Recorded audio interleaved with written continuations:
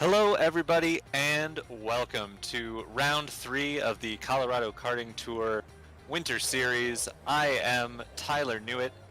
This week I'm joined in the booth by a new friend. Alex is missing in action this week, but he should be back for the next one. But joining me today in his place is the excellent Avery Mcdonald. How are you doing, Avery? Oh, I just feel great to be called excellent. Just excited for another round here at a really fun track, the Charlotte Motor Speedway. With these cars, I was testing earlier today, Tyler. Just a lot of speed. Just got to be very cautious around this track. So I'm just excited. Absolutely. I am looking forward to this round as well. And of course, I can't neglect to mention in the production booth, the fantastic Marco Barbanera is also here with us tonight, helping out on the cameras and the production. So we have another excellent round of racing coming to you tonight. It's a bit of a change for those of you who have followed along for the Colorado Karting Tour here. Coming off of the Grand Prix circuit at Okayama, where we saw a couple of pretty excellent races, and of course round 1 at Lime Rock Park. Avery, I don't know if you know this, but those are both tracks with left-hand and right-hand corners, and I think you'll find here at the Charlotte Motor Speedway, they will only be turning left. Yeah, that's one thing I've noticed here at this Charlotte Motor Speedway is the only time you're turning right is when you're coming out of pit road onto the racetrack. So those drivers are gonna have to get used to just turning left on this racetrack, and just it's different. You know, it's a different type of racecraft than racing at a regular road course. Yeah, and you know, these cars in real life, they do race on ovals, but they generally don't race on the high banked ovals. You normally see them at tracks like Lucas Oil Raceway Park, or I believe Gateway, the USF 2000s run as well. So typically more of the shorter mile and under ovals, not a sight you'd be familiar with seeing these cars on the mile and a half at Charlotte. So should be interesting, should be some untreaded ground for all of these guys. You know, a lot of these drivers, they race in real life, but we've talked to a few of them. They're sports car guys or karting, obviously all of them involved in one way or another with the Colorado Karting Tour, but a lot of them also race in sports cars or some SCCA open wheelers, but you're not going to find them going around in ovals. So we've seen perhaps some runaway drivers in the championship. Obviously, Kenny Schmid has been quick. He's currently at the top of the times in qualifying here. Rob Hubrecht's also quick as well, and Jim McKendry. All three of those guys have somewhat been the class of the field. Obviously, you've had other drivers poking their nose in for podiums here or there. Cadence Presley has been up there for sure. Lopez as well. Daniel Lopez has been there. So not impossible, obviously, to crack the armor of those top three, but I think that's who we're going to see towards the front at most of the road course races. But all that a long-winded way to say this is going to be the equalizer here. So even though Kenny Schmid is currently sitting atop the pylon, he does so by 3/1000ths of a second over Daniel Lopez, who is currently second in qualifying. And that's about the way it looks all the way through. In fact, you'd have to go to 9th place, Max Dinda, who is with us for the first time this week, to find a driver more than a 10th of a second off of Kenny Schmid, and Dinda now drops down to 10th place, as Brian Bruzzi puts in a time for 5th fastest. Yeah, you took the words right out of my mouth. I was literally just going to say this track is kind of like an equalizer at the Charlotte Motor Speedway. You know, kind of like when you take it like a NASCAR to Daytona or Talladega. So you're going to see some drivers who may not be normally towards the front of the pack have a good opportunity for a good finish. Yeah, now, Avery, I know you said you did a little testing. I'm assuming you didn't really run in a pack, because that's pretty difficult to do without a series, an official series running at the track. But I assume it's flat out all the way around in these cars without a tow. But do you have any sense of if these drivers are going to have to lift with a tow, or are they flat to the foot to the floor the whole way for the whole race? You know, I think what's going to really happen is you're going to have some cars that are, foot to that floor. But there's going to be a lot of times you're going to be kind of maybe 3/4 throttle when you're sitting behind somebody just waiting. So we'll see how these drivers are going to adapt. You know, I did drive with the car by itself, so I don't really know how it's going to be. But if I was a guessing man, I'd say maybe a 3/4 full throttle. Just depends on how aggressive you want to be. Yeah, for sure. Obviously, you mentioned likening it to a NASCAR super speedway race, just kind of riding in that tow. You don't always want to be full throttle all the time. In fact, it's probably helpful to be saving a little bit of fuel here or there, although we're not expecting pit stops today. Generally not pit stops in this series, only expected at the 2 endurance rounds at Sebring and Road Atlanta. So not expecting pit stops, but do expect drivers to potentially need to make their way down pit road for some repairs. Have heard from Jeremy, one of the organizers, that to expect the potential for some yellow flags today. Obviously, it's competition, but you don't want anyone to be down and out too early on here. So I would expect to see some yellows here today, at which point drivers who have had some trouble could likely come down pit road and pick up a fast repair. We do have some new drivers to the series. I mentioned Max Dinda, who qualified in 10th place. We haven't seen him out here before. There was another one. Who was it? Mike Weber. I don't believe I have seen Mike's name appear on the list before. So a couple of new faces, which has been kind of the trend here.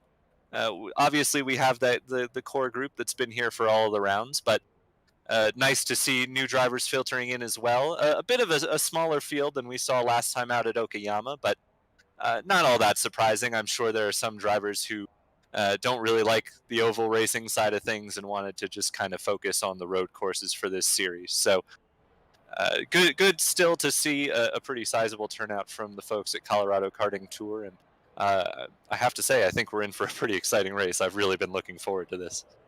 Oh, I agree. I mean, this track, this car, anytime you put an open wheel car on a mile and a half, to me, it's just super exciting because you got to be so quick. You got to be able to react to all types of situations. Definitely when you get to these mile and a halves. And, this driver's got a nice little heat race, 25 laps. They get kind of settled into the car. Maybe see what they can and can't do with some pack racing, and then get ready for that main event for 50 laps to really see what they're going to be able to do, try to make some moves. But the heat race is going to be a good opportunity to see what you can and can't do. Absolutely, Avery, and thank you for highlighting the format. Obviously, a little bit different from what we see on the road courses. So 25 laps for the heat race and 50 laps for the feature. So it's going to be quite an exciting event for sure, with 2 races. I believe there's no reverse, and there isn't normally, so I don't know why I thought there would be. Here we have our qualifying results on the screen for you. On pole, a familiar name, it is Kenny Schmid. Lining up second, Daniel Lopez. Lopez, I believe, had a podium at, say, Lime Rock. I know he's had one already this season, so Daniel with a solid qualifying effort. David Weeks in third. Dustin Wayman with a good effort in fourth. He's had a little bit of trouble getting up to speed with iRacing on the road courses, I think, but is definitely showing his pace here on the oval. Brian Bruzzi will start in fifth. Brian, I think, came out for the first time last time out at Okayama. Floyd Kerr will start in sixth, ahead of John Schneebel. Rob Hubrex in eighth. Mike Weber, a new face, as I mentioned, alongside another new face in Max Dinda in 10th. Cadence Presley, who's been up front quite a bit, the young driver is going to have a bit of a ways to go through the field here, starting in 11th, alongside Jeremy Davis, who will start in 12th. The final row of the grid will be Jim McHenry. A bit unusual to see Jim back there in 13th place, and he lines up, alongside Tyler Green. And that is your 14-car grid for today. The field is gridding up. I like how they start the cars on the front stretch here at Charlotte Motor Speedway. All angled and lined up like that. I think it looks great.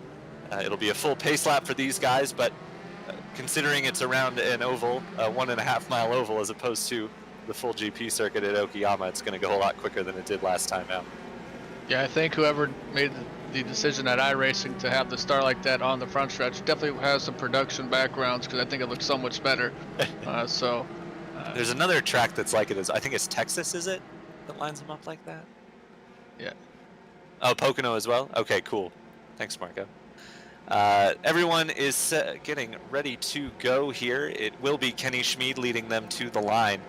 I'm excited, Avery. I don't really know what to expect beyond some absolutely high-tension racing with the way these cars get a tow. I think it's going to be very exciting. Yeah, the one thing I'm kind of looking forward to is, start of the race, you know, this rolling start on this oval, so you got to be very cautious when you get onto the throttle. But you know, a nice 14 car field. Very excited for this race that I am. I usually try to watch this series whenever they're racing, so it's good to be a part of it in the booth. Absolutely, and we are glad to have you here, and we are just about ready to go green. I believe the pace car is already off, but Kenny Schmid holding the field just a little bit. There he goes. Got a decent jump on second place Daniel Lopez, and the two of them got a massive leap over the field. Seemed everybody from about third on back was caught napping there. That's not going to be too much to the advantage of Kenny Schmid and Daniel Lopez, as you'd imagine this chasing pack will catch them in short order here with that tow. But for the time being, it is Kenny Schmid jumping out to an early lead ahead of Daniel Lopez, and they've got about a second on back to David Weeks and Brian Bruzzi side by side for second place. They're side by side all the way back through the field, beyond those top two, I have to say. Here on board with Rob Hubrex, who we've seen dominant so far, winning pretty much everything there is to win this season. He is battling side by side with, I believe that's Floyd Kerr on the inside. And, you know, as I said, Avery, this pack wouldn't take long to catch up. They close in half a second in just the corner. Oh, and we've got a yellow. That is Jeremy Davis and Max Dinda. Jeremy was telling us there might be some yellows today, and I'm sure he didn't want to be the cause of the first one, but well, let's see what happened here. Looks to me like, oh, there was a car. It was Max who had spun early on, and Jeremy unfortunately had nowhere to go there.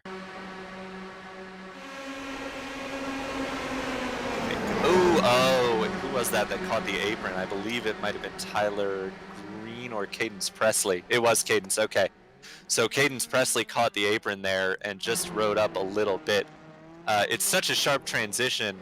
You mentioned the only time you're turning right is when you're going from the pit lane to the banking, but it's such a sharp transition onto that apron. I think it just caught Cadence out. He just dipped a tire down there, but it sent him up the track and into Max Dinda, who unfortunately in his first appearance here in the Colorado Karting Tour Winter Series is in disrepair relatively early. Yeah, luckily for Max, it's a heat race, so you're able to get ready for that main. He does have that quick fix to fix the car to get back out there, but yeah, you got to be very cautious with these open wheel cars in general of getting onto the apron. Just fighting right on that razor's edge of you want the shortest way around the track, but if you get a little bit too low, the car's going to get unsettled. So, you know, like I said earlier, these drivers using this heat race to kind of learn a little bit about the car to get ready for that main event. Yeah, and Jeremy was able to drive back, so he will stay on the lead lap here. Unfortunately for Max, he had to tow back to pit lane, and he's going to lose a lap here even as he takes his one fast repair. I did check, and the drivers do only have one fast repair, so Jeremy will want to keep it out of trouble here for the remaining 20 laps or so of this race once we go back green, not being able to have a quick repair again. Yeah, the old quick repair. I'm a real big fan of quick repairs because if anybody's seen me drive, I'm really slow and I usually hit stuff. So get that car fixed up and back out on the track and just do a little more testing and tuning with that car. He's going to be a couple laps down, but it's still a great opportunity to utilize that tow and kind of see what the car handles like in the tow. Well, absolutely, and you learn for the feature race for sure.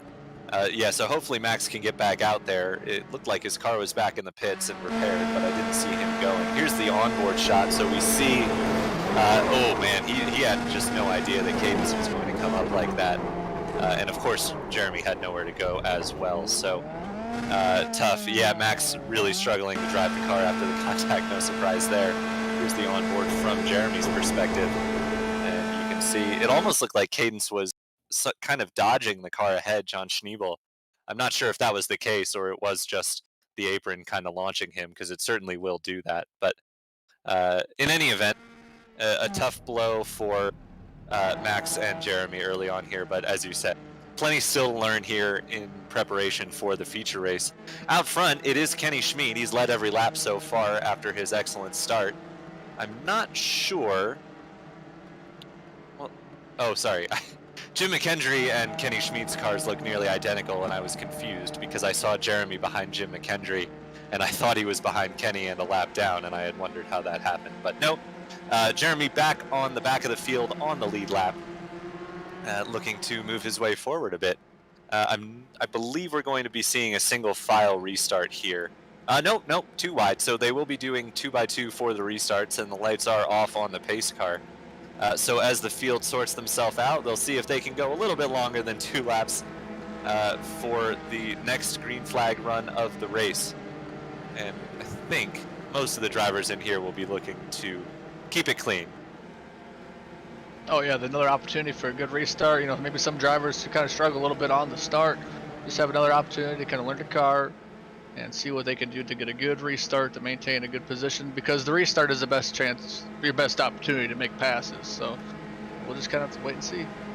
Absolutely. I was just hearing in on the drivers chat. Apparently Kenny didn't, or Jeremy rather, didn't intend to have iRacing automatic yellows on. As we had some contact there on the restart, there was some checking up. I believe, who was that in the orange car? Is that Floyd Kerr? That is Mike Weber. So Weber got into the back of the car in front of him and lost his front wing, and that is John Schneebel going for a spin. So a sloppy restart here. No yellow at the moment, so they are still racing up at the front of this field. Schneebel is towed back to pit lane, and Weber is limping his way around without a front wing. You see the 3-car, as they are side by side, and there's more side-on-side contact there. That is Dustin Wayman getting into, I believe, Brian Bruzzi. Wayman's gone for a spin, and that is going to bring the yellow out once again. So some of these drivers, it seems, having a tough time judging where the limits of their car are, and just making a little bit of incidental contact, but at the speeds and the on-edge nature of these cars, it's going to be very difficult for them to maintain solid pace.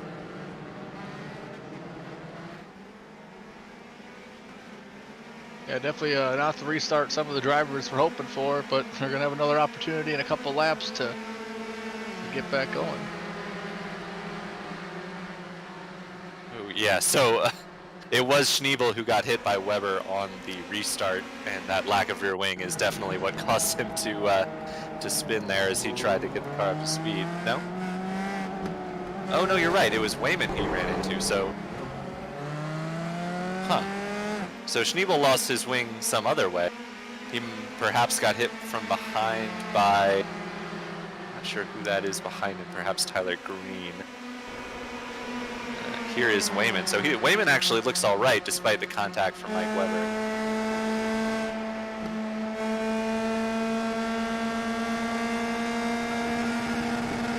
Yeah, good call.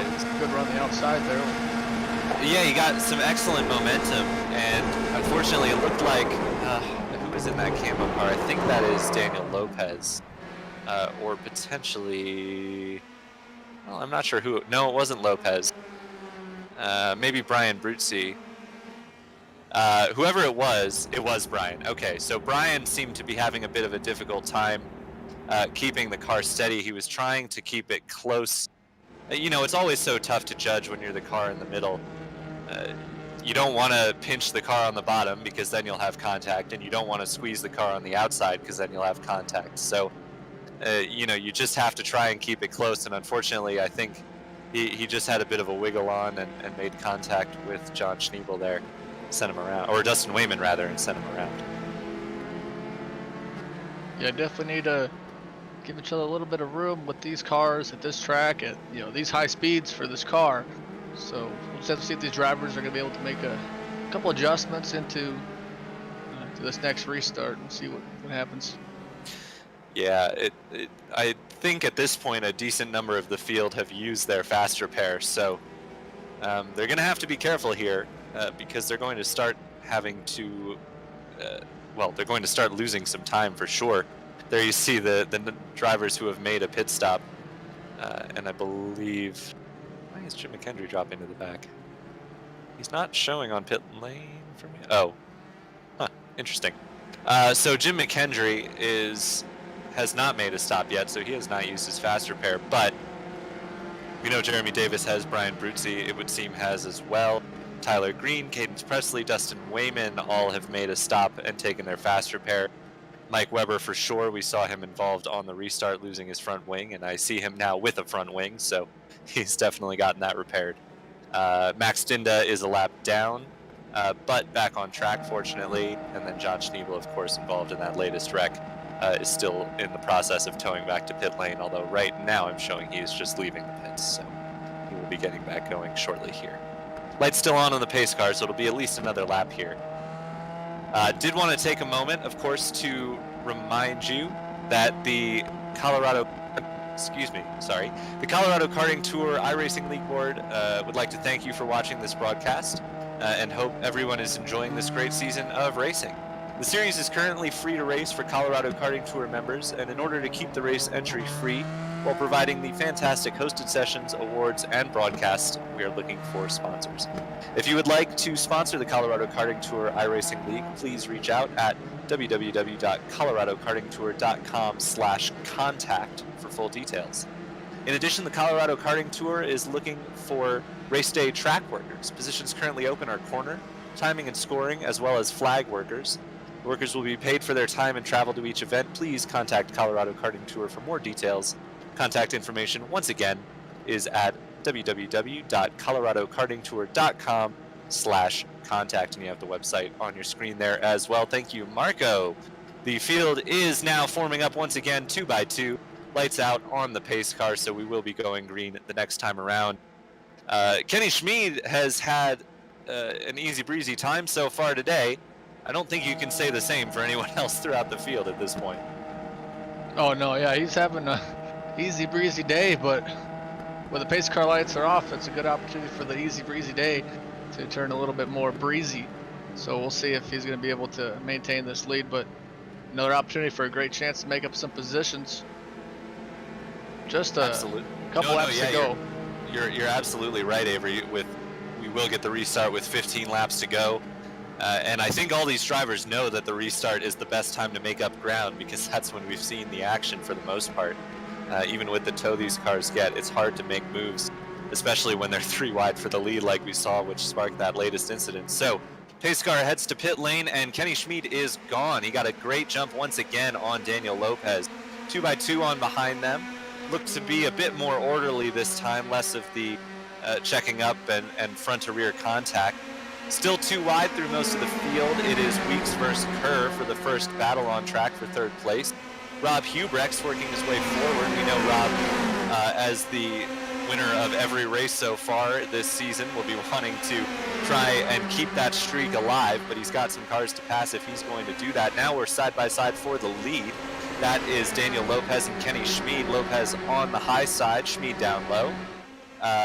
He settles back in behind as they head through the quad oval, but clearly that tow is enough to get Lopez alongside, but it's going to be pretty tough to make the move for the lead.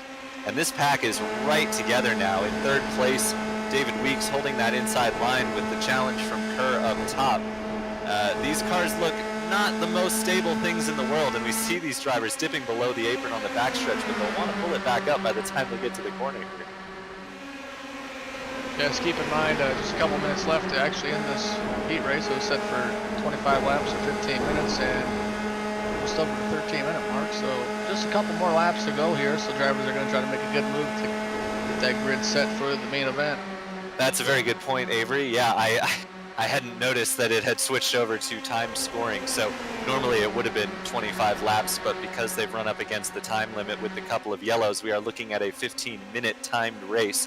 It's about a 35-40 second lap, so it won't be the white flag this time around, but only 2 or 3 more laps to go, and they are side by side once again for the lead. This time it is Floyd Kerr bringing the challenge to Kenny Schmid, but Kenny holding that inside line seems to be somewhat immovable, as they are now 3 wide. That's Cadence Presley with the bold move to the outside. The youngster we've seen already this season willing to put it all out there in these battles, and he is nearly knocking wheels there with Floyd Kerr. He's just going to drop off here, I think, and settles back in behind Floyd, as Floyd goes to settle back in behind Kenny Schmid. So I think we are going to have 2 more laps after this one. We'll have to see when they cross the line. It's going to be awfully close, but my guess would be 2 more laps to go after they cross the line this time, and it is anybody's game. Certainly Kenny Schmid seems pretty tough to pass, but if you can get alongside him and time your move correctly, you could potentially steal that race and win away as they approach the line. Now, there is a lapped car. That is Brian Bruzzi holding the apron there, and hopefully he'll let these leaders go if they do catch up to him, which I imagine they will in the next lap or two. They are in tight formation. I'm pretty impressed, honestly, that we haven't had a little bit more contact here. Who was that? Oh, no. Oh, and just as I said that. And we are going to take the checkered flag here, so that was the final lap. It is Kenny Schmid, your race winner, ahead of Cadence Presley. Cadence, an excellent job to work his way forward through that field as he started near the back. Floyd Kerr brings it home in third, and that is, unfortunately, Jeremy Davis with not much left of a car trying to get it across the line, and I don't think he's going to do it. Yeah, definitely, you know, drivers coming to the checkered really got to try to push the limits, and, you know, you just what happened is what happened. I mean, yeah, I didn't see who it was exactly. It was I want to say it was David Weeks, potentially. Somebody who was in kind of the second row of battling cars on the outside moved up into that third lane heading into turn 3, and then they tried to come back down, but the gap had been filled by the time they got there, and unfortunately they came together and collected a whole bunch of cars. The time has run out on, unfortunately, those drivers trying to make it to the pit lane. We have the warm-up, another 5-minute warm-up session for these guys now, but here are your results for race number 1. So Kenny Schmid, your heat winner for today. Finally, somebody breaks Rob Hubrecht's winning streak. Cadence Presley will take the second step of the podium by under a tenth of a second. Floyd Kerr brings it home in third. Rob Hubrecht still with a strong points position to keep his championship lead intact will come home in fourth. Tyler Green rounds out the top 5 ahead of Dustin Wayman, Jim McKendry, David Weeks, Brian Bruzzi, and then the cars one lap down or more, Daniel Lopez, Jeremy Davis, Max Dinda, Mike Weber, and John Schneebel. yeah, so we had, 9 drivers on the lead lap there, but, you know, the grid's been set for the main event. Drivers took, or the feature, the drivers are taking what they learned from this heat race, and, you know, kind of maybe that, hey, I need to give maybe a little bit more room. And, you know, the one thing I've noticed with these cars on ovals, it's very tough to make a pass. So it's like, once you get that run, you gotta go. You really have to go. Well, absolutely, yeah, and that's what we saw kind of with Cadence Presley trying the 3-wide move, which may ultimately have cost Floyd Kerr a chance in the win because it somewhat held him back. And just a note, we said it's going to be 50 laps for the feature race, but it's probably going to come down to time again if we get even just one yellow. So it's set for 30 minutes, so expect that to run up against a time wall as well. But at the moment, it should stand for 50 laps for the feature race. We are in the middle of our 5-minute warm-up session. A few cars are out on track, not too, well actually everyone's in the pits. So nobody's taking advantage of this warm-up session, and in fairness, there's not a ton to be learned by running on your own. We're showing somebody on track briefly. Yeah, this is definitely, if I was in this race, I'd be relaxing right now, because I'm sure I was white knuckle driving and just need to just kind of chill a little bit for this warm up and get ready for the feature. So I would be definitely taking a break, maybe grabbing a bottle of water, or, you know, something to keep you hydrated. Yeah, for sure. Yep, yeah, we are showing, as Marco has just told us, we're showing a replay of the final lap now.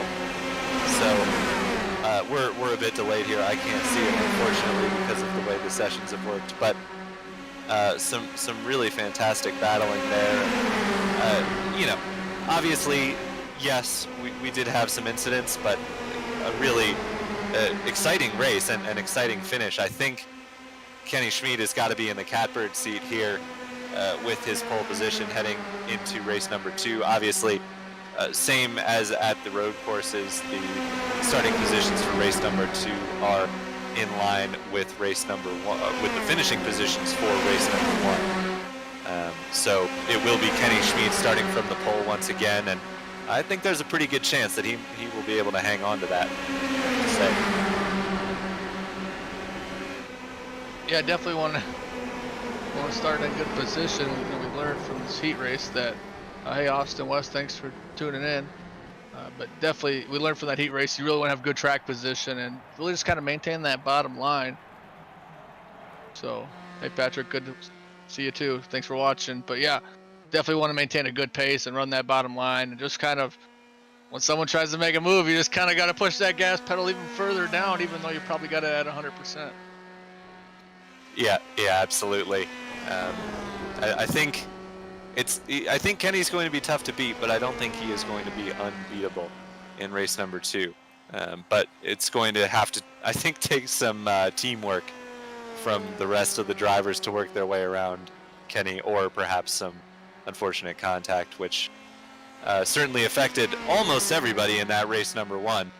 I'm not sure how many drivers made it to the end unscathed, but it wasn't a lot. Yeah, teamwork makes the dream work. So I mean, it's a good opportunity to find someone that's going to work with you when you're trying to get around someone, because you really need some help to make some passes here. Yeah, absolutely. Riding on board now with Tyler Green. Well, now we're just watching Tyler Green, who had a solid top 5 finish there. I don't have the results in front of me, but I want to say that's the best finish we've seen from Tyler so far this season. Sorry, Marco, I meant previous week's results, but thank you for the quick flash of the results. Had that been what I was looking for, that was perfect timing. So Marco is the best in the business, I have to say, for as far as camera and production goes.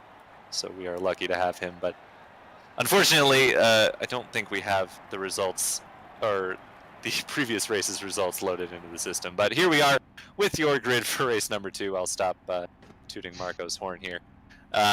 Kenny Schmid will start on pole once again, followed by Cadence Presley. Floyd Kerr starts in 3rd, alongside Rob Hubrex. Tyler Green will start in 5th, along with Dustin Wayman in 6th.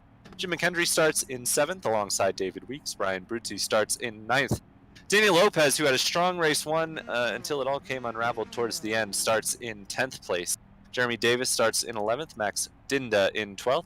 Mike Weber will start 13th, and John Schneebel will start 14th. Yep, 50 laps, 30 minutes, whatever comes first here at the Charlotte Motor Speedway. Like you said earlier, you like this way these cars grid here at the Charlotte Motor Speedway. Definitely a production major. Was able to get that together for iRacing, so really thankful for them to do that. Yeah, John Schneebel went for the jump there. I think he thought maybe he could get ahead of a few people instead of starting in his last place grid spot, but unfortunately that's not the way it works, and iRacing has sent him back to his last place starting position. It might not be the worst. Trying. Yeah, yes, exactly. And it might not be the worst. Trying. Yeah, and it might not be the worst place in the world for John to be. Obviously, I think Kenny Schmid is going to be most comfortable here, but we saw some guys who started towards the back, like Cadence Presley, able to work their way forward really well, and in a race that's going to be twice as long one way or another, you'd expect a lot of drivers here to be able to make up ground as well, as long as they can avoid the carnage that I think we kind of have to anticipate.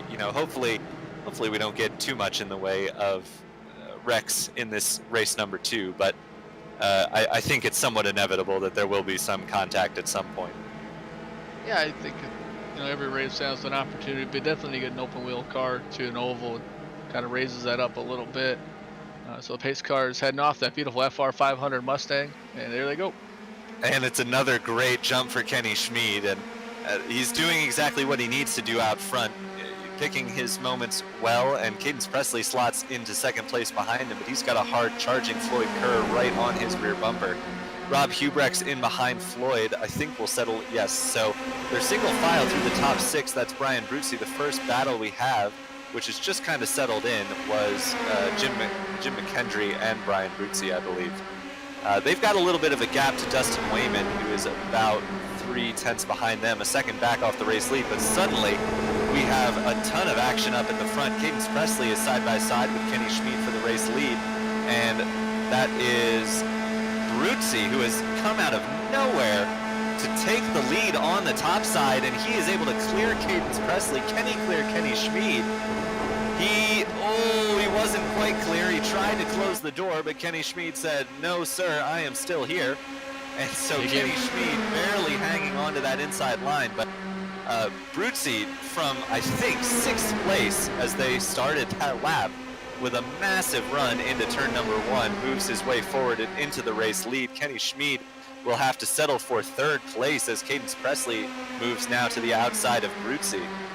Yeah, we kind of said it earlier, once you get that opportunity for the pass, you got to go, go, go, go, and that's what Bruzzi did. He got on that toe and said, hey, I got to get on that horn and I got to go, so he's able to get up to the front. He's not going to be able to hold it if someone else gets that big of a draft. You see Bruzzi, Presley, side by side going into 3.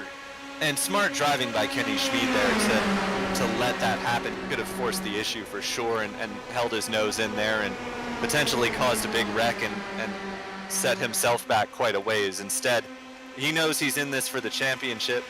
Obviously, he's got some ground to make up on Rob Hubrechts, but he's been quick week in, week out. So Kenny doing what he needs to do to stay in a good position here as they are running really tight up front. Cadence getting right down alongside Bruzzi and Kenny Schmid. Ooh, and forces them below the line a little bit there, and that's going to give Rob Hubrechts a run on the outside 3 wide. We'll see if Rob is able to make it 5 from 6 here, but I think he's going to lose out here as now Jim McKendry working his way forward for the first time today. They took a nice look from our chopper camera, really able to see the side-by-side action looking back from Bruzzi, but the caution has flown. Yeah, it looks like Max Dinda once again. He had some trouble in race number 1 there, trying to sort themselves out front without causing too much trouble. It can be tricky when the yellow comes out to slow up without getting run over when you're running in a big pack like this. I think everybody managed to all right, but we'll see what happens here with Max Dinda.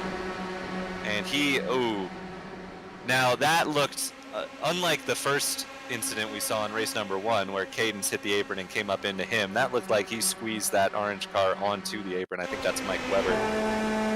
We see from on board, yeah, there was not really room to keep coming down for Max, and unfortunately that was a couple of other drivers involved in that. Mike Weber one for sure, and I believe David Weeks, yes, David was the other. So yeah, David tried. I feel for David there because he tried valiantly to avoid that, got hard on the brakes, pulled down to the apron, and unfortunately the wreck kind of kept following him. Here's everybody slowing for the yellow. Nearly some contact there, but I think they managed all right. Yeah, the one thing when you get in that wreck, when there's a wreck in front of you, I'm not very good at avoiding wrecks, but you have to just kind of pick a line and I kind of close my eyes sometimes when there's a wreck in front of me. Probably is not the best thing to do, but you either go left or right, and sometimes you're junked and sometimes you're not. So it's kind of a card game. Yeah, and David had the right idea there, ducking to the apron, because normally on a bank track like this, you'd expect some amount of self-clearing wrecks, with the momentum, the centripetal force taking the cars up towards the wall. Unfortunately, just the way they kind of tangled together, it didn't happen, and it took them to the apron, which is exactly where David went to try and avoid them. But David has been in the pits and taken his faster pair, I believe, so he will be on the lead lap all right. Max and Mike unfortunately had to tow back to pit lane. But Brian Bruzzi is your race leader. I have to admit that I called that one wrong. I kind of figured Kenny Schmid was going to lead this one start to finish as he did in race 1, but Brian with that stellar move around the outside 3 wide into turn 1 to secure his place as race leader. Yeah, made a really good move. He had that opportunity with that toe to just get up along that outside and not squeeze too tight, but able to get that move to the front.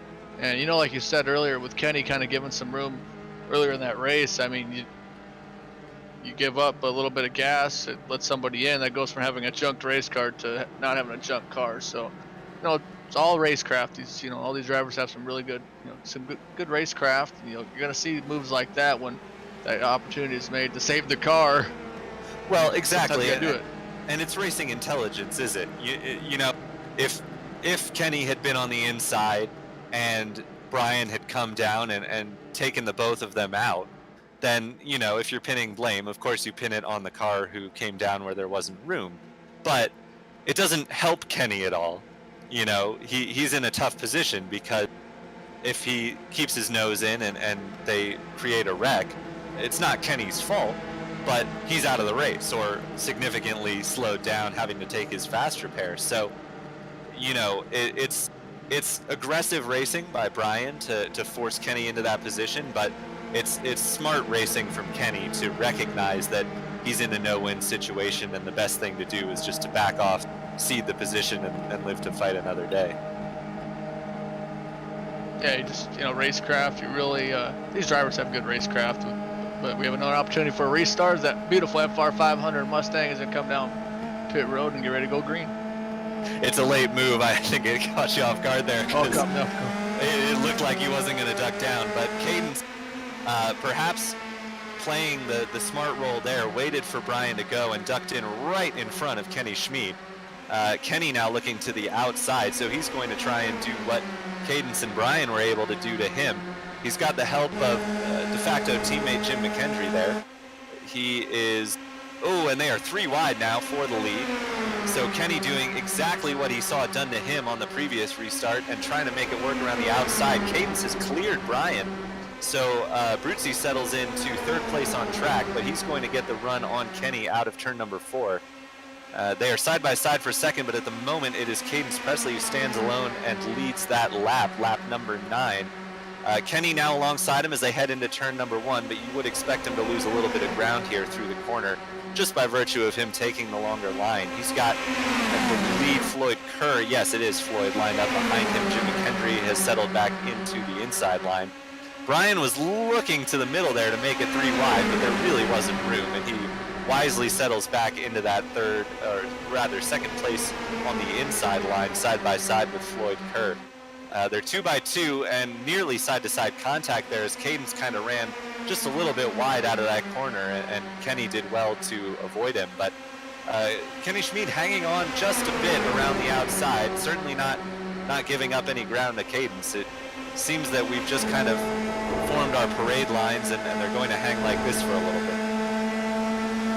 Yeah, that parade line is set. We'll see if they're able to keep that train a chugging. We got 3 wide. We'll see from the beautiful camera on the roll bar. I love when we go on board, you're able to see from that driver's eye, and you know, see how quick they have to react. It's a great name. Yeah, I believe that was Rob Hubrex trying to make the move happen around the outside on board here with Jim McKendry. Rob, as mentioned, winner of all 4 of the races heading into this round, obviously did not win race number 1. So he is no longer undefeated here this season, but he is trying to make that 3rd line work, and he's got a run now on Floyd Kerr and is currently shown in 3rd place, but I think he'll drop back a little bit here, and it'll force him 3 wide with Tyler Green and Jim McKendry, who is doing everything he can to stay as low as possible, because if he doesn't, there's going to be some trouble, I think. But he did well to manage that as Floyd Kerr nearly came together with Kenny Schmid, but it pulled Jim McKendry right along up into 5th place, battling for 4th with Floyd Kerr. And when you're that car in the 3rd line or way on the 3 wide, you're just hoping those cars in the bottom kind of get shaken up a little bit to lost momentum. Oh, looks like, oh my goodness, Presley. How did they? Bruzzi, Presley, all around. Yeah, that was nearly a massive wreck because Bruzzi was 3 wide with Presley and Kerr somehow. And only by virtue of him backing out did they not have a massive pile up there, because that would have been pretty much the whole field, I have to believe. Instead, they are 2 by 2 by 2.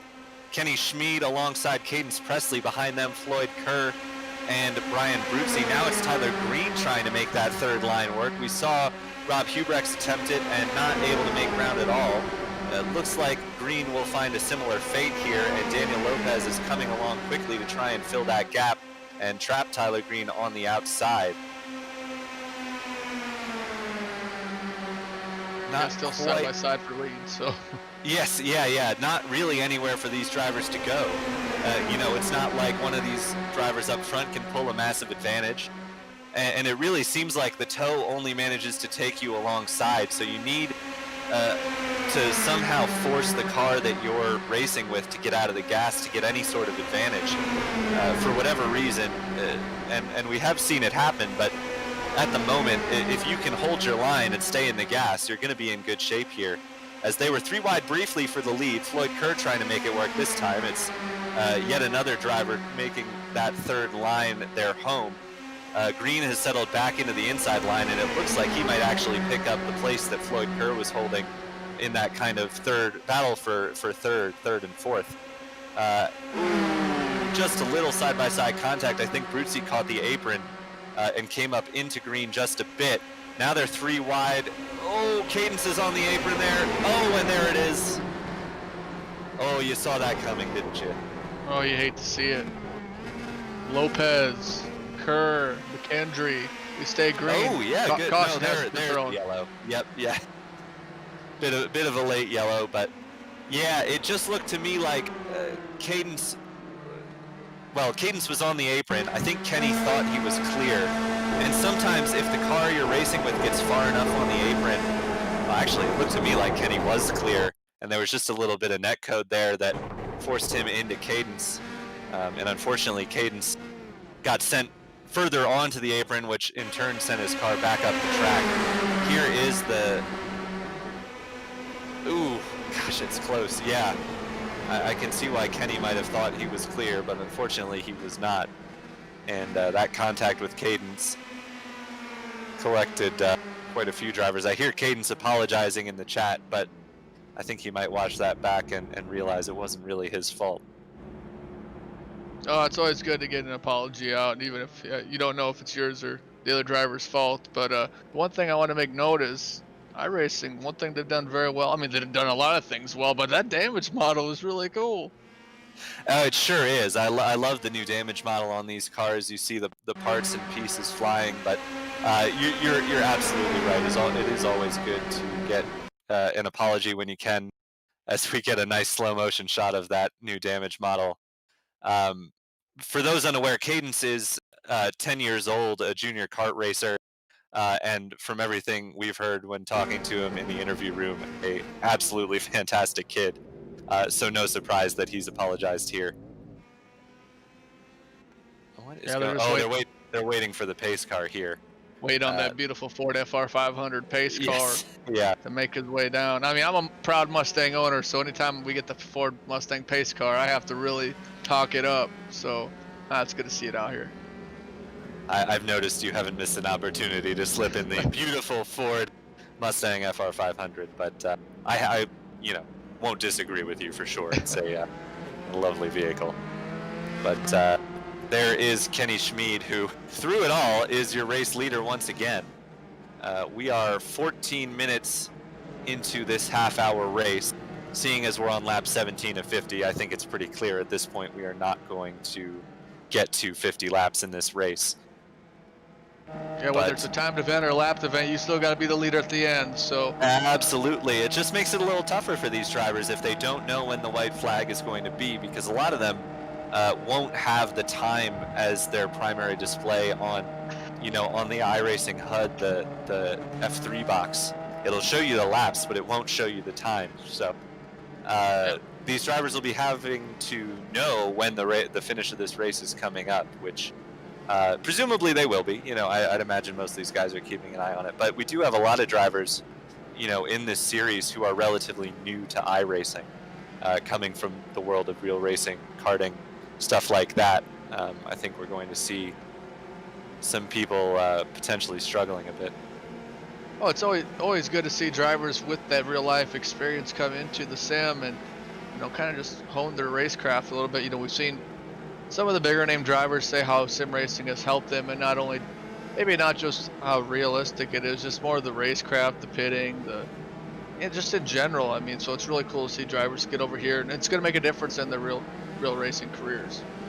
Absolutely. I say this every time, I'm working on a series that has real world drivers or in some way kind of blends the worlds of real racing and virtual racing. But any way that you can bring the two together, in my opinion, is beneficial to both. You know, the more convergence between the two, the better off everybody is, because certainly real racers, the big names coming into sim racing brings attention, which is always good. You know, the more attention there is, the more money is being put into the sim, and the better the sim is going to be because of it.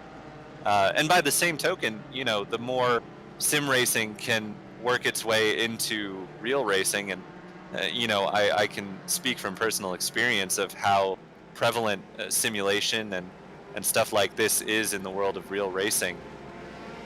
It only serves to make the drivers better. So I think it's great, especially in this case, you know, with kart drivers or club drivers, guys who, they're not the big names. It's not, you know, the Max Verstappens or the Shane Van Gisbergens coming in and running things, but it's guys whose home perhaps is in the real world on a real racetrack, getting a chance to see what the virtual racing is all about.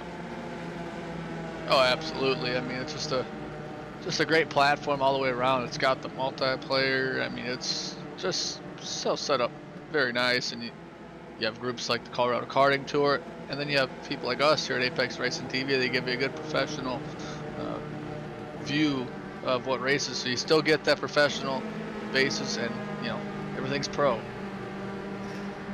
Well, I've never had the honor of someone calling the commentating work I do professional. I tend to go with slightly above amateur, but here we go. As we are green once again, Kenny Schmid gets the jump as usual. Same song, what, fourth verse, I guess, with Kenny getting a massive leap. But this time, Ryan Bruzzi was not far behind, and he is already putting Kenny in a battle for that race lead. They are side by side as they head through turn number 2. And Tyler Green right there with them. Those three kind of got the jump. Justin Wayman holding on to that 4th position, but he is about half a second off of this lead group. Though, of course, he will catch up rather quickly the way these guys are battling. They maintain side by side. Bruzzi pulled ahead a bit down the backstretch, but Schmid able to make it back up through the corners by virtue of taking the shortest route. Now 3 wide, and who is that heading for the lead? Of course, it is Rob Hubrex. No stranger to the lead in this series, as, oh no, Max Dinda and Jim McKendry have come together. I have to believe we'll see a yellow here. Maybe not. So no yellow yet. Big contact there for Jim McKendry and Max Dinda. Evidently, the race organizers have turned off the automatic yellows and are throwing these manually at this point. So they've decided that did not warrant a yellow. Wanting to get more laps of this race in under green, which is fair enough. It's tough, especially for Jim McKendry, who still was hoping, I think, to contend for this championship. He's had strong pace all the way through. But we stay green, and we stay with an excellent battle up front between a couple of other championship contenders, Kenny Schmid and Rob Hubrex, with Brian Bruzzi, the meat in the sandwich. Yeah, good opportunity for these drivers to see Bruzzi just on that outside. You just got to maintain a nice, smooth pace, because Hubrecht might be able to make that move if they start to get a little wonky. So we'll just have to wait and see. For sure, and these guys have already battled it out for the lead in this race, so they're not unfamiliar to this, and they know if they can get any sort of advantage, they have to take it. So still side by side, that is Tyler Green sticking his nose in behind. As there was just a touch of wheel-to-wheel contact, I think, there between the two of them. And meanwhile, Rob Hubrex has dropped quite a ways back. It's the two white cars battle. Oh no! That was Jeremy Davis and Cadence Presley coming together. Looked like somebody knocked Cadence up the track and into Jeremy, who was still there. I didn't see who it was who made contact with Cadence, but those two have towed back to the pit lane. Too many wheels missing on their car. And now the yellow comes out, so we've had enough cars involved in wrecks, I suppose, as we will get a replay here of what happened to... Oh, nope, that's the wrong one, I think. Yeah. That was a bit earlier on here. You should see. So it was Daniel Lopez on the inside who just rode up a little bit on corner exit. Cadence wasn't far alongside him, but he was enough just for it to hook him up into Jeremy Davis. So also, Marco, I don't think we ever saw a replay of the Jim McKendry and I forget who the other driver involved was crash, but here's another view of this one first. So you see Lopez gets a great run as Davis and Presley were dropping back, and well, we know what happens from there. Here is John Schneebel, Jim McKendry, and the car in the middle. Ooh, dear. Yeah, so just not enough room left to John Schneebel on the bottom there, I think. It's tough through the quad oval because the track kind of ebbs and flows a bit, and it gets tricky if you don't have sight of your lines to hold one. But yeah, really, that looks like Max Dinda just came down on John Schneebel, and unfortunately Jim McKendry was the innocent bystander there.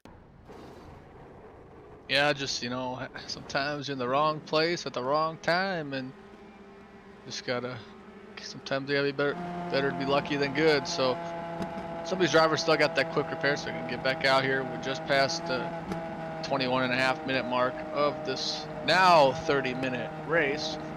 So these drivers are for sure know that it's gonna be 30 minutes, and Tyler, they're just gonna have to get on that boogie pedal, because once we go back green, there's not gonna be very many laps to go. No, it will most certainly be time to boogie for these drivers. Once we get back green, I think, if I had to guess, I'd say we're going to have about 6 or 7 minutes left once we get, well, no, the lights are still on, so it's going to be less than that as they're lapping at about a minute under yellow here. So I would say we probably will only have around about 5 minutes left once we go back green here. So yeah, as you said, these drivers will have to push hard, but of course you don't want to push too hard or else what happens to these cars will happen to you as well. So they'll have to be careful. Just wanted to take this moment while we're still under yellow to reiterate to all you fine folks as I pull up the sponsor message, sorry. Reiterate once again that the Colorado Karting Tour iRacing League Board would like to thank you for watching this broadcast, as would we here at Apex Racing TV. We hope everyone is enjoying this great season of racing. The series is currently free to Colorado Karting Tour members. In order to keep the race entry free while providing the fantastic hosted sessions, awards, and broadcasts, we are looking for sponsors. If you would like to sponsor the Colorado Karting Tour iRacing League, please reach out at www.coloradokartingtour.com/contact. In addition, the Colorado Karting Tour is looking for race day track workers. Positions currently open are corner, timing and scoring, as well as flag workers. Workers will be paid for their time and travel to each event. Please contact Colorado Karting Tour for more details. Contact information, once again, is at www.coloradokartingtour.com/contact. Take a breath. It's been hard to find a time to catch my breath here, even when we've been under yellow. It's been quite hectic recapping what all went down under green. So, but that's what we expected, and that's, I think, why I was looking forward to this race this weekend. It's been hectic, but excellent to me. Lights still on the pace car, so it's going to be another lap and probably only 3 or 4 minutes to go for these drivers once we get the green flag. Yeah, the last lap was 1:35, so still a little bit of time to go. That's 1:35 on the pacing, while the best times are around 36 to 35 seconds. So yeah, about a minute longer per pace lap than what your regular lap's going to be. So we'll just have to see. Hopefully the pace car lights will come off here and signify 1 lap to go to the green flag. Yeah, my quick math skills, which have never failed me, to be clear, tell me we're going to be looking at roughly 4.5 minutes to go once these drivers take the green. So it's going to be, 3.5 minutes. What did I say about my quick math skills? So it's going to be quite hectic for these drivers once we go back green. Yeah, I work at TV. I'm not a mathematician, so I mean, I'm good at counting how long I could have from a commercial break, but not how many laps we're gonna have to go. But just under 5 minutes to go in this timed race. So yeah, I'm an engineer, so I have no excuse. But fortunately, not as important the numbers I'm calculating right now as perhaps in my day job. But we are getting lined up, so we will be going back green this time with just a little bit of this race remaining.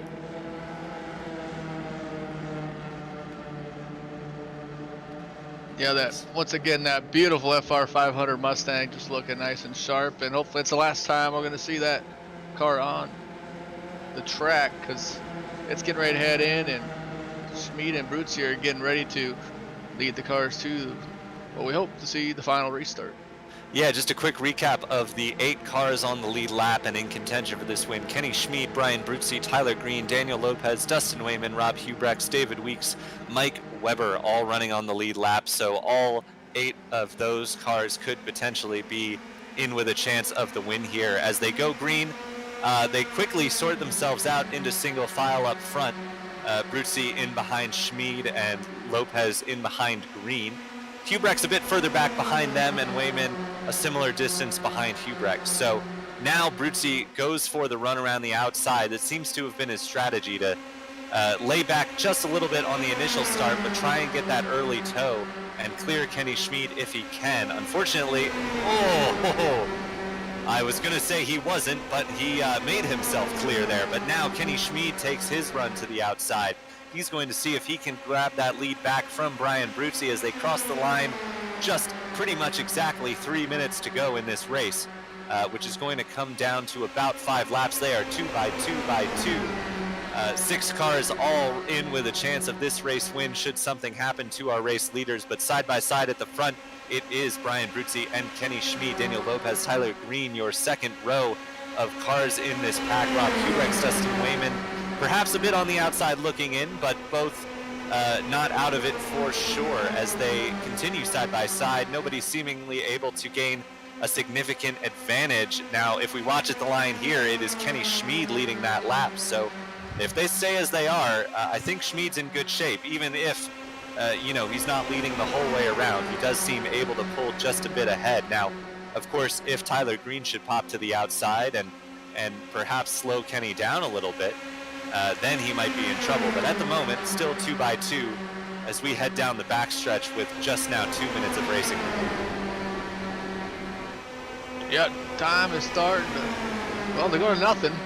I mean, we'll have to see what these drivers are going to do. Bruzzi and Schmid, your top 2, and unless someone tries to make a move on the 3 wide on the outside, it's going to be these 2 leading us to the end. But I think the driver I'm kind of looking out for is Hubrecht, sitting in that number 67 car. If he can kind of just go back a little bit and get a good run, let's see him make a move. Well, absolutely. Now we see, I believe that's actually the lapped car of Floyd Kerr working his way around the outside. I have to say, I think I'd prefer if he... Ooh, something happened to Kenny there, and now there's contact. Tyler Green, Daniel Lopez involved. I believe we're probably going to stay green here. No, we go to yellow, and I imagine we're going to have to finish under yellow here with just a minute left in this race. So a massive wreck that took out pretty much everyone but Brian Bruzzi. In fairness, despite this this wreck here, Bruzzi would have most certainly won with a minute to go and a massive gap over second place. So I think, not for sure, but I have to believe that this is going to be the end of the race. So something happened to get Kenny Schmid out of shape and up the line 3 wide for second there. And I don't know if we could start that replay a little bit earlier, Marco, but there was definitely something that upset Kenny's car. I don't know if it was side-on-side contact with Brian Bruzzi or what. I guess we're going to get the whole lap here, which is great. We can see this battle heading into what turned out to be the final corner for the race win.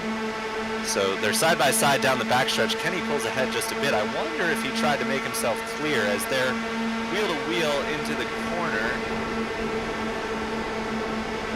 Oh, just a little nudge, and I think Kenny thought the contact was a little worse than it was and kind of overcorrected himself up towards the wall, and then unfortunately, I don't know if he didn't have his spotter telling him he was 3 wide or just thought there was more room below him than there was, but he came down and collected quite a few other cars, including Rob Hubrex and Rob Hubrex and Jeremy Davis, I believe, was in that as well. Tyler Green as well, who was in that battle for the race lead. So all that has done has pretty much handed a win. He's got to make half a lap without incident, which shouldn't be too difficult, but it seems to have handed the win to Brian Bruzzi and Dustin Wayman, who I have to say I'm happy to see him up there because he's been a part of all of the races so far this season, and I think has had a bit of a tough go of it, a tough time adapting to iRacing. So great to see him up on the second step of the podium alongside Bruzzi and Lopez, who recovers well from his 10th place start to a final spot on the podium. Yeah, really good run for Dustin in that number 4 car. I'm not sure if it was him, but somebody launched over Kenny there. I don't know if that was him, but that was really cool. But I saw a 4, and I wasn't quite sure if that was him or not. But yeah, Bruzzi taking home that win, and well-deserved victory for that 13 car. And that, I like that car. I think it looks cool. Yeah, the camo livery is very cool. I like it. And as you said, well-deserved. I mean, he raced his way to the front fair and square. It wasn't like he didn't earn his position from cars crashing around him. So here are your feature race results. Brian Bruzzi is your race winner, ahead of Dustin Wayman. Daniel Lopez finishes out your podium today on the race number 2. Mike Weber finishes in 4th. Rob Hubrex finishes in 5th, and the highest of the guys we expect to be championship contenders. So Rob doing everything he needs to do, really, to maintain his championship lead. David Weeks comes home in 6th. Kenny Schmid in 7th after a strong run, unfortunately unraveled all right at the end of this race. Jeremy Davis comes home in 8th ahead of Tyler Green, also caught up in that last lap kerfuffle. John Schneebel comes home in 10th. Floyd Kerr, Cadence Presley, Jim McKendry, and Max Dinda round out your field. Kerfluffle, that's a good, I like that word. It's one way to describe it, but yeah, unfortunate the race had to end under yellow, but I have to say, when it was green, it was incredibly exciting, and I think everything that I was hoping to see. I don't know if you were entertained, Avery, but I certainly was. Oh, I was entertained, that's for sure. Anytime you get an open wheel car anywhere, whether it's an oval or a road course, I will be entertained. So that was really fun to watch. Absolutely. So we do have a driver waiting for the interview. I imagine we'll have a few more in a little bit, but for the time being, your race 1 winner and unfortunately nearly a race 2 podium finisher, but not quite. Kenny Schmid, how you doing? Yeah, I'm doing okay. I'd be doing better if I could win a race one of these times. Yeah, so kind of talk us through what happened there at the end of race 2. Just sort of, all seemed to come unraveled there in the final corner. Just a little bit of contact, and then you were 3 wide with, I think it was Tyler Green and somebody else, and it all just came crumbling around you there. Yeah, it did indeed. I'm not entirely sure, I guess, what happened there. I know there was definitely a lot of kind of wheel banging. I had a couple of wheel bangs with Cadence earlier in the race, and then that's unfortunate for him. So I thought he was clear. I think I kind of came down on him and took him out earlier in the race. So that's really unfortunate and my fault as well. But yeah, I'm not really sure what happened there at the end. I know that Brian got into me or I got into him a bit, and then I kind of slowed down and kind of fell back into some traffic. And then I think it was the next lap. It just kind of, like you said, it just kind of all came unraveled, but I'm not really sure what happened. Yeah, it was a bit chaotic, and I think everyone at one point or another was caught up in something or started something. So I don't think you need to hang your head there. But certainly, if we talk about the highlights of the day, a stellar qualifying effort in a track and car that's really hard to differentiate yourself from everybody else, and then kind of were untouchable in race number 1. Obviously, some drivers got up alongside you, but no one really able to make a move happen. Yeah, well, it's interesting. I was learning the whole heat and then the final. I was learning kind of where I wanted to be, and as we came into like the final, the restart there with 5 minutes to go, I was actually happy that Brian was able to make it by me and take the inside line, because I was realizing every time we got to the start finish, I was ahead of him, being on the outside line, because you just get a little bit better run out of 4. So I was quite happy being on the outside of him coming into those last 5 minutes and just kind of sitting there until the end. But I'm sure the people in P3, 4, 5, 6, 7, they weren't happy where they were, and they're all trying to move up. And yeah, I mean, there were a couple 3 wides and things like that, but I had a really fun time tonight. For the first time that we did the oval race with the Colorado Karting Tour iRacing League, I thought it was really fun. I know there was a lot of carnage, and certainly I was involved in some of that myself, but the racing was just tense. Like, my right leg is actually like cramping up from trying to press the gas pedal harder. That sounds silly. It's like, oh, I can go faster, press it harder, but and then just you're sitting there just pressing it for like 30 minutes. So it was a fun race, kind of a tough race from that point. But yeah, I mean, I hope that we do an oval next year, or the next time we do this league as well. Well, yeah, and we were saying pretty much the exact same thing here. Obviously, yes, there were some yellows and maybe 1 or 2 more than we would have liked to see. But when it was green, we were, I think, on the edge of our seats the whole way through, and you guys put on a heck of a show. And we could certainly see you being smart out there. I noticed that you were pulling ahead on that outside line, and unfortunately, it didn't come to play that you got to use that knowledge. But all told, still, I think a pretty impressive weekend for you, and I'd imagine you are looking forward to the next one, given your pace on the road courses so far. Yeah, well, I love Road Atlanta. It's a fantastic track, anyways. And what's kind of interesting too is Rob and I are on the same endurance team for the 24 Hours of Daytona, which is one day before that Atlanta race. So Rob and I will be, probably spending 5-6 hours each in the sim driving for the 24 Hours of Daytona. Maybe even that morning, maybe even like super early that morning of the Road Atlanta race. But yeah, I'm really looking forward to that race. It'll be a time where I get to showcase some consistency, which is, 45 minutes isn't super long, but there's a pit stop in there too, so there's some strategy that you can kind of play out. So I think that's all going to come together. Those are kind of all things that I feel like I maybe have an advantage at, but anything can happen. I mean, there's been a couple of road races where I was leading and things happen, and now this, the oval race where I was, really in contention there, and then kind of getting a little bit unlucky. Trying to dig deep and figure out, if it's something I'm doing wrong that I need to change at this point, because it has happened quite a lot. I'm not sure, but that's always tough, right, to evaluate yourself. But yeah, so I'll just try and I have to keep giving it my best, every race moving forward. So I'll just keep doing that, and hopefully one of these days, the chips just kind of fall my way.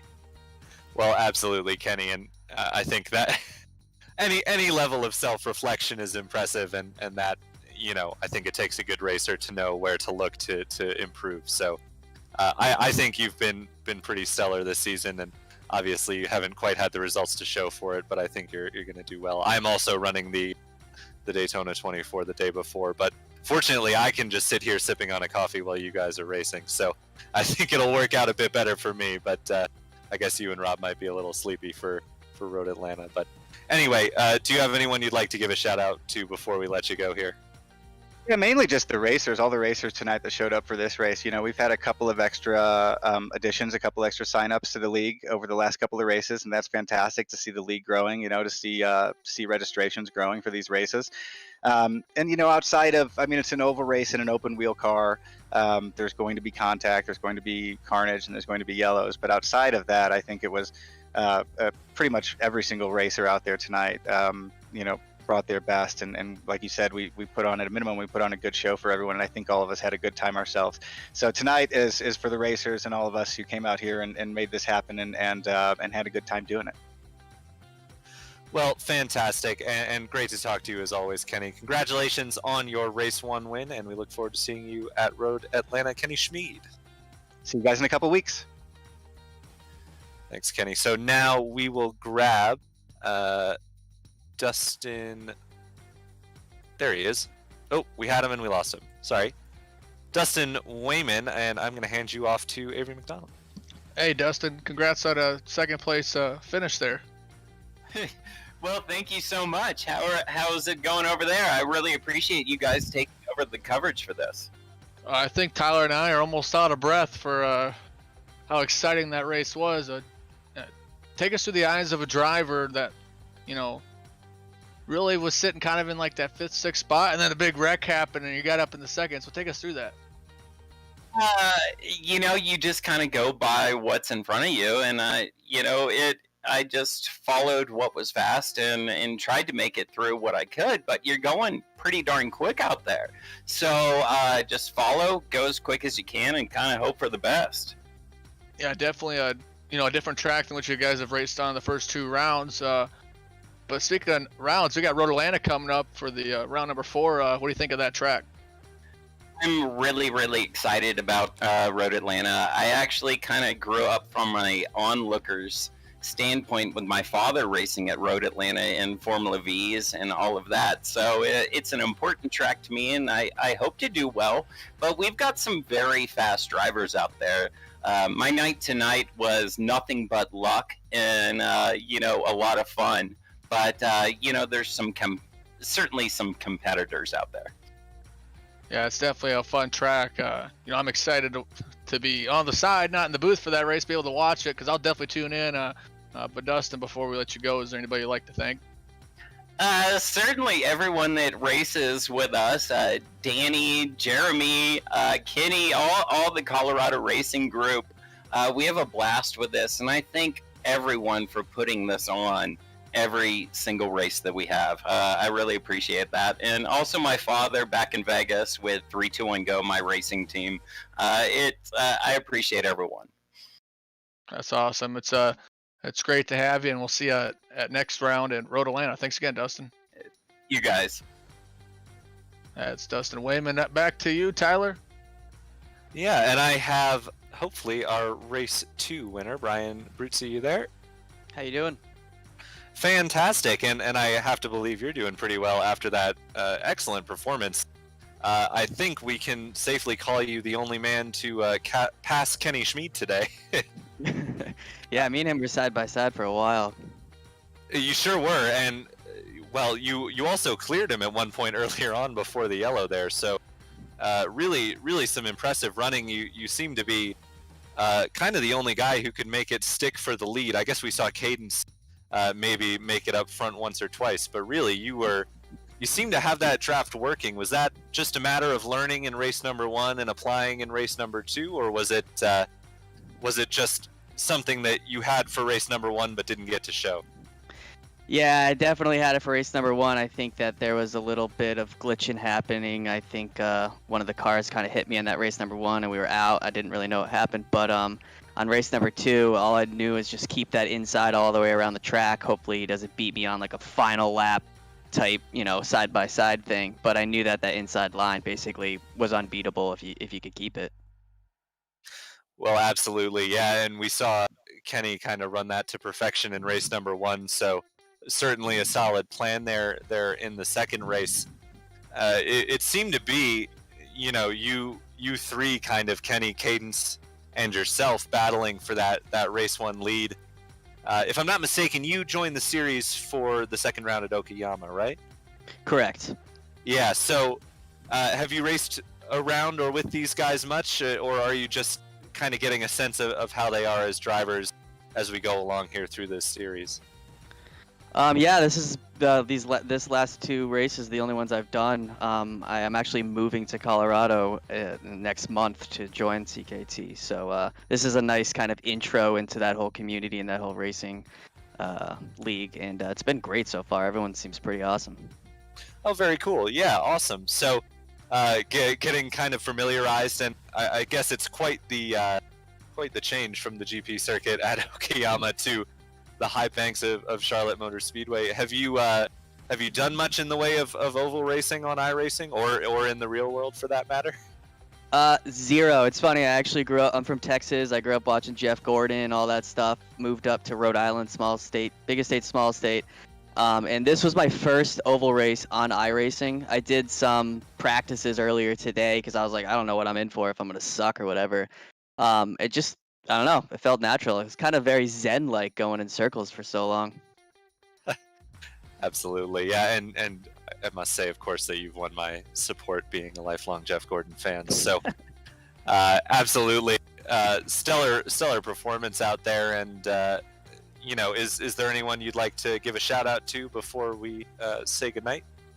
I want to give a shout out to Jeremy Davis for putting this on, man. He's talking, he's racing. I don't know how he does all that stuff all at the same time, but I appreciate him bringing me into this and letting me race with everybody.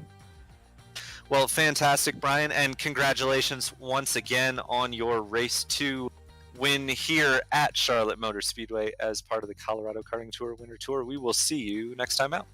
Thank you, Tyler. And that is all the time we have for interviews here today.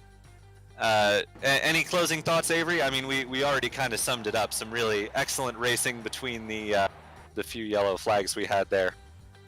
Oh yeah, we had some great racing. You know, the open wheel, any track, you know, especially on the ovals, always has some good tight pack racing with the chance of some carnage, and we saw that today here at the Charlotte Motor Speedway. But you know, congratulations to Brian, Dustin, and Daniel for getting on that podium.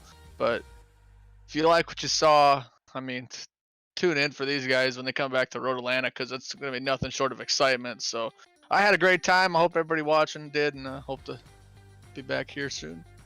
You're absolutely right, Avery. We are going to have, I have to believe, a great show in the endurance round at Road Atlanta. But that does it for us here tonight on Apex Racing TV. For everyone here, Avery, myself, and of course Marco on the cameras, I hope you have a good night, and I hope we see you next time.